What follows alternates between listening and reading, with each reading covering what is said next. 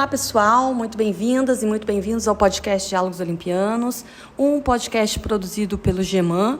Eu sou Semiramis Corsi, professora da Universidade Federal de Berlândia, a UFO, e coordenadora do GEMAN. Nosso podcast esteve parado por um tempo, mas nós pretendemos retomar os trabalhos, lançando episódios mensais, se a gente conseguir. Já peço desculpas de antemão, caso a gente não consiga cumprir essa periodicidade mensal de publicação dos episódios. Mas, para retomar as publicações, nada melhor do que um especial de Dia das Bruxas. E neste episódio de hoje, nós vamos tratar mais um pouquinho de um tema que a gente já tem muitos episódios publicados por aqui, que são as práticas mágicas na antiguidade. E o recorte da temática de hoje são as bonecas de amarração fabricadas pelos antigos povos que viveram no entorno da bacia mediterrânea da antiguidade. Mas o que eram, estas bonecas de amarração? Bem, vamos ao tema. Os gregos antigos, das épocas arcaica e clássica, e as demais sociedades do entorno da bacia mediterrânea nos legaram uma série de bonecas encontradas em contexto de práticas mágicas pelas pesquisas arqueológicas. Essas bonecas foram produzidas em um arco cronológico bem longo, desde os períodos mais recuados, como o etrusco, até a antiguidade tardia. O pesquisador Daniel Ogden nos informa que os gregos podiam se referir a esse material como kolossoi, no plural, ou kolossos, no singular, uma palavra usada para definir uma efígie, sendo, no caso aqui apresentado, a representação plástica de uma pessoa. Tal material pode ser facilmente identificado como se tratando das popularmente conhecidas, entre aspas, bonecas voodoo, uma nomenclatura que passou a ser usada com frequência a partir das pesquisas de Christopher Faraoni, que utiliza esse termo para tratar de bonecas de rituais privados, distinguindo assim de efígies representando o morto, que podiam ser colocadas em túmulos de cemitérios ou em rituais públicos de uma cidade, por exemplo. Faraoni indica que a sua escolha pelo termo bonecas voodoo para se referir a esse material nos seus trabalhos foi deliberada por ser mais familiar, sem implicar ou sugerir, segundo ele, qualquer conexão dessas bonecas antigas com as práticas religiosas afro-caribenhas modernas. No entanto, na minha opinião, ao usar essa denominação para tratar de malefícios da antiguidade, o Faraoni e os demais autores e autoras que o seguem acabam corroborando um juízo de valor sobre práticas religiosas da diáspora africana vistas como malefícios. Sendo assim, a denominação bonecas voodoo ela não vai ser usada aqui por mim nesse episódio, para se referir às efígies mágicas antigas, primeiramente porque eu acredito que ela apresenta uma visão pejorativa em relação ao que realmente é o voodoo, uma prática religiosa de herança africana, com éticas próprias, com um sistema complexo de crenças e de rituais praticados por milhares de pessoas em regiões como o Haiti, o oeste da África, os Estados Unidos, o Canadá e outras partes do mundo. Além disso, eu prefiro também descartar o termo boneca voodoo, porque o que se compreende popularmente com essa denominação e suas finalidades, então popularmente se compreende como fazer um mal ao indivíduo representado na boneca. Isso não traz a complexidade do uso dessas bonecas mágicas antigas, o que eu pretendo tratar aqui. Diante disso, eu vou me referir aqui ao material em análise como bonecas de amarração, bonecas mágicas, efígies ou colossos, no singular, kolossoi, no grego, no plural. Já o uso do termo amarração advém da ideia de que, mesmo com intenções muito diferentes, essas bonecas tinham como função mágica amarrar, limitar algo ou alguém, como um deus em um ritual de limitação da sua ação, ou para a proteção de algo ou de alguma pessoa, como o banimento de um fantasma, a amarração de um fantasma ou de um inimigo que incomoda a pessoa que está praticando a magia, ou até mesmo a limitação da pessoa amada em um ritual de magia erótica para que essa pessoa se prenda ao praticante do ato mágico. E no caso das bonecas tratadas aqui neste episódio, o termo amarração também advém do fato de que elas estavam retorcidas e algumas vezes perfuradas ou amarradas com algum objeto. O primeiro pesquisador a reconhecer que estas bonecas encontradas em contexto arqueológico tinham finalidades mágicas foi o francês Clermont Ganneau, ao analisar o material de 16 bonecas encontradas em escavações na Palestina no final do século XIX. A partir de então, as bonecas mágicas têm sido analisadas pelos pesquisadores e pelas pesquisadoras com bastante afinco, como nos estudos já citados por mim aqui, do Christopher Faraone, que é a maior autoridade no tema atualmente. O Faraone catalogou e interpretou um conjunto de 36 descobertas encontradas separadamente, sendo que algumas delas contêm mais de uma boneca em um mesmo contexto arqueológico. As pesquisas do Faraone, elas são do começo da década de 1990. Depois disso, as pesquisas arqueológicas encontraram muitas outras bonecas.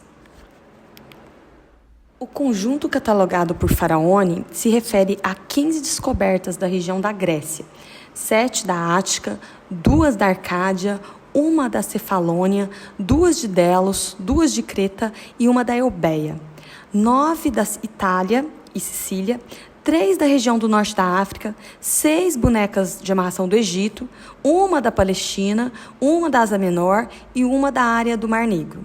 Assim, ainda que o foco dos estudos de Faraone seja nas práticas gregas antigas, ele vai catalogar e analisar bonecas de regiões de fora da Grécia propriamente, de um período que vai, aproximadamente, do século VII antes da Era Comum até o século V da Era Comum, sendo tal material utilizado, ao que parece, para a realização de práticas privadas. Ou seja, por mais que essas efígies de deuses e pessoas e animais possam ter sido utilizadas nas práticas da religiosidade pública ilícita dos povos antigos, pelo que a gente pode perceber, em especial pelo local em que foram encontradas, essas bonecas de amarração, tratadas aqui no episódio, parecem ter sido utilizadas em práticas que tiveram um caráter moral não aceitável publicamente. Então, diferente aí de outros tipos, de efígies de deuses que eram da religiosidade pública. Em relação aos exemplos catalogados por Faraone, nós temos bonecas produzidas de bronze, chumbo, argila e cera. As funções dessas bonecas gerou reflexões sobre diferentes possibilidades. Mas, em linhas gerais, o Faraone vai defender que, pelo fato de muitas dessas bonecas terem sido retorcidas durante o ritual, a gente pode inferir que elas eram bonecas de amarração, pensando a amarração no sentido de restrição, tal como a gente comentou aí no começo do episódio. E antes do Faraone, o Franz Kuhlmann, outro pesquisador, já havia feito essa observação sobre a ideia de amarrar, ao analisar que uma estatueta que ele trabalhou nas pesquisas dele tinha as mãos amarradas. Assim, conforme o Franz Kuhlmann, entre os povos antigos e até mesmo na contemporaneidade, enfeitiçar seria causar uma ligação, especialmente em situações amorosas, situações eróticas ou de casamentos. Dessa forma, ao amarrar a boneca, a ação simpática da operação mágica objetiva frear os movimentos daquele que dela é objeto, paralisando o seu destino. Textos de privação de movimentos são, inclusive, encontrados em abundância em várias fórmulas mágicas antigas. Fritz Graff nos mostra também como o verbo grego katadeo, que aparece com frequência nas fórmulas mágicas dos chamados katadesmoi, gregos, que eram essas lâminas com imprecações mágicas, conhecidas como deficciones em latim. Então, esse material, nesses verbos nesse material, transmite a ideia de prender, amarrar, imobilizar. Então, vários verbos em grego, nos katadesmoi, ou em latim, nas deficciones, também podiam entrar no rito trazendo a ideia de restrições, havendo uma força da linguagem a fim de imobilizar os atos da pessoa no sentido desejado pelo praticante da magia. Em seu estudo das deficciones latinas da região do Lácio, o pesquisador Carlos Eduardo da Costa Campos também nos aponta a aparição do verbo latino defigo, traduzido por ele como fixar. Mas cumpre destacar que Graff ressalta que o que era amarrado, fixado, imobilizado, escondido e feito desaparecer nas lâminas em si, nesse ritual, era a própria lâmina, com o uso acentuado da oralidade, né, do encantamento, do canto. Havia, portanto, uma retórica das palavras relacionada com o objeto em si da lâmina, né, com a lâmina em si. E podemos entender também com a boneca mágica, né, que era extremamente importante para a elaboração correta do feitiço. Sobre as intenções dos ritos, são poucos os exemplos do catálogo de Faraone cuja finalidade de amarração pode ser apontada com segurança. Delas, temos bonecas com as funções de amaldiçoar inimigos em disputas jurídicas e também magia erótica. Sabemos das intenções das amarrações, uma vez que as mesmas são acompanhadas de inscrições, ou, como no caso da boneca número 28 do catálogo, de um papiro com um feitiço de amarração erótica. Além de termos, nesse exemplo, duas bonecas entrelaçadas como no ato sexual. As bonecas de número 28A do catálogo também são entrelaçadas, assim como a de número 29. Nesse último exemplo, né, a boneca de número 29, nós temos um macho com a cabeça de asno e com genitais exageradas e uma lâmina junto com a boneca com um feitiço erótico. O exemplo de número 30 do catálogo do Faraone é uma estátua de lama enrolada em um papiro, também com um feitiço erótico. Mas é possível que as intenções de amarração dessas bonecas fossem muito mais amplas do que as que a gente pode apontar com clareza por meio do conjunto apresentado no catálogo do Faraone. Nós temos uma interessante narrativa da Antiguidade Tardia que pode ser um indício do uso dessas bonecas mágicas com a finalidade de limitar o inimigo, causando-lhe uma paralisia física. Em Narratio Miraculorum Sanctorum Ciri et Joannis, o patriarca cristão Sofrônio conta que Teófilo de Alexandria teria se tornado paralítico por invocações demoníacas de seus inimigos. Segundo essa narração, certo dia, sentindo muita dor, santos apareceram para Teófilo em um sonho e lhe mandaram buscar por um pescador a quem ele deveria pedir que jogasse redes ao mar. Feito isso, com este ato, o pescador procurado por Teófilo encontrou uma boneca representando Teófilo perfurada por vários pregos. Retirados os pregos, Teófilo voltou a andar. No entanto, Fritz Graff contesta esta narração como testemunho sobre as práticas mágicas presentes nas bonecas de amarração e nas lâminas mágicas, pois essa narração, para o Graff, ela não se enquadraria nas categorias de amarração antigas. Assim sendo, como observa Graff, abre aspas, devemos evitar a ideia de que os feitiços de ligação podiam produzir doenças por meio de perfurações semelhantes feitas em uma estatueta. A perfuração dos membros não tem consequências tão precisas e simples. O mecanismo não é tão direto. Fecha aspas. Diante disso, eu ressalto que amarrar nem sempre tinha, para os antigos, o sentido de machucar a outra pessoa, a pessoa então amarrada, e nem necessariamente de amaldiçoar. Das bonecas de amarração do catálogo de Faraone, muitas estão perfuradas com pregos, algumas amarradas com objetos, outras retorcidas e com membros invertidos para trás, como se estivessem amarradas ou até mesmo quebradas. Sobre isso, o Faraone acredita que as estatuetas que tiveram suas cabeças e pés completamente torcidos visavam a confusão total da vítima. O fato de os membros estarem virados também ajuda no rito de imobilização, impedindo os movimentos do alvo mágico. A partir da observação de que algumas bonecas eram torcidas e espetadas com pregos ou com alfinetes, Fritz Graff estabelece duas categorias para as bonecas mágicas antigas. Aversus, aversi, que seriam as bonecas torcidas, com membros virados, usadas a fim de paralisar a vítima, seja no tribunal, nos negócios ou em algum outro tipo de disputa, e transpectus transpecti, que seriam bonecas espetadas, mais usadas em feitiços eróticos. No entanto, há também exemplos de bonecas torcidas e espetadas ao mesmo tempo. Um conjunto bem interessante de bonecas masculinas de amarração mágica, feitas de chumbo, diz respeito a 4 bonecas encontradas em 2 tumbas próximas no cemitério do Cerâmico, em Atenas. Uma encontrada sozinha em um túmulo, catalogada como número 5 por Faraone, e outras 3 encontradas juntas em outro túmulo, catalogadas como número 6 pelo Faraone. Sabemos que se tratam de bonecas masculinas porque elas apresentam a genitália em tamanho avantajado. As 3 bonecas masculinas encontradas em conjuntos no mesmo túmulo foram colocadas dentro de caixas de chumbo com uma maldição judicial escrita em lâminas de chumbo. Uma delas tem as genitais exageradas e 2 têm as mãos amarradas para trás. Todas as caixas e 2 dos 3 bonecos possuem nomes escritos neles. Bonecas mágicas eram depositadas em locais ligados à ideia de entrada no subterrâneo, tais como túmulos de cemitérios. Algumas foram encontradas em conjunto em uma casa em Delos. Outras foram enterradas junto aos muros de contenção de um santuário, também em Delos. Outras foram encontradas em cursos d'água, como em leitos de rios. E há também algumas encontradas em esgoto e também perto de santuários. Em relação ao gênero das bonecas, há um número substancial de bonecas de amarração masculinas no catálogo do Faraone. As bonecas femininas, em geral, aparecem em forma de casais, como uma boneca feminina e outra masculina, e sempre em rituais de magia erótica.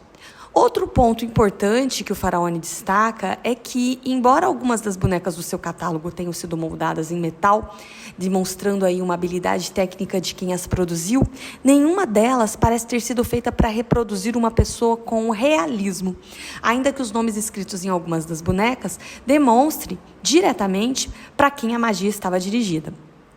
Além disso, nós não podemos saber se a qualidade em si da boneca era algo importante para a finalidade do ritual, sendo que a maioria das bonecas é bem rudimentar. Há, no entanto, algumas com maior qualidade artística, como a mais famosa delas, que é a boneca do Louvre. A boneca do Louvre é datada do contexto do século III ou IV da Era Comum pela atribuição do estilo e é da região do Egito. Ela também pode ser considerada a mais famosa das bonecas de amarração antigas, estando sempre presente em publicações sobre o tema. A boneca de terracota tem 9,6 centímetros de altura, 4,2 centímetros de largura e 7,2 centímetros de espessura. Essa boneca foi encontrada junto de um vaso também de terracota e de uma lâmina de chumbo com uma imprecação mágica. Essa boneca e a lâmina estavam dentro do vaso, sendo que então todo esse conjunto era parte de um ritual mágico. No conteúdo da lâmina encontrada junto com a boneca do Louvre, o agente mágico de nome Sarapamon evoca vários deuses quitônicos para assistirem e para guardarem a magia, a fim de que ele amarre sua amada, chamada Ptolemy, trazendo então deuses gregos, mesopotâmicos e egípcios, a fim de tornar o ritual ainda mais poderoso e de não esquecer nenhuma divindade. Porém, o protagonista da ação mágica é o espírito de Antino. É possível que esse Antino seja o mesmo jovem amante do imperador Adriano. Como sabemos, o Antino, esse jovem amante do Adriano, era um jovem da Bitínia, cuja origem social nós não temos certeza, se ele era um escravizado, um livre ou um liberto, mas que teve um envolvimento afetivo erótico com o imperador Adriano. Inclusive, nós temos aqui um episódio no podcast Diálogos Olimpianos sobre essa relação do Antino e do Adriano. O Antino, esse Antino famoso aí do envolvimento com o Adriano, ele morreu vítima de um afogamento no rio Nilo. Por sua morte precoce, o Antino torna-se um fantasma poderoso para ser evocado nas práticas mágicas, situação onde eram utilizados principalmente as vítimas de mortes violentas e prematuras. Então, é possível sim que esse Antino evocado aqui na lâmina, presente no material aqui da boneca de amarração do Louvre, seja esse mesmo Antino famoso pela relação aí com o imperador Adriano. Sobre a boneca que acompanha essa lâmina que a gente está comentando, a famosa boneca do Louvre, ela está perfurada por 13 pregos de cobre.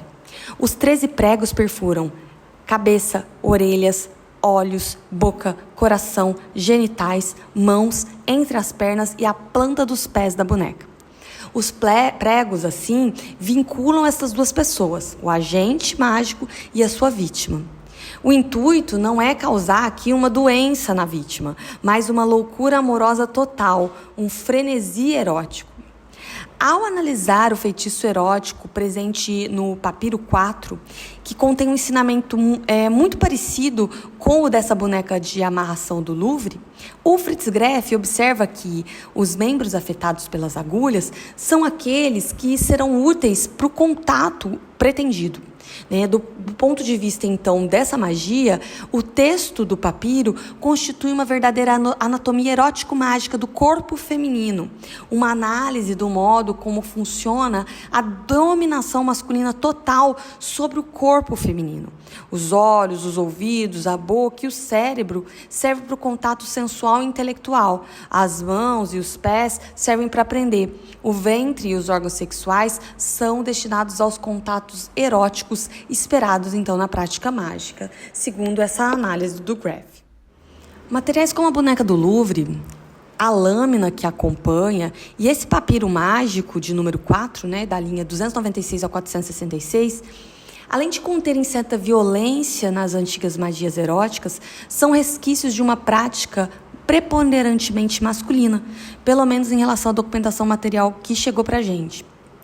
A questão da preponderância masculina nessas práticas mágicas tem sido tema de um longo debate dos pesquisadores e, para quem quer se aprofundar nesse tema, eu sugiro que leia o capítulo que eu vou deixar como referência aqui no episódio, porque é um debate bem longo aí sobre se seriam mais homens ou mais mulheres que praticam magia erótica, quais as razões disso, enfim, quem tiver interesse pode ler o texto que eu vou deixar aqui na descrição do episódio. Apesar de diferenças quanto ao vocabulário utilizado para fazer referência às bonecas mágicas, o uso das mesmas é comum nos papiros mágicos gregos.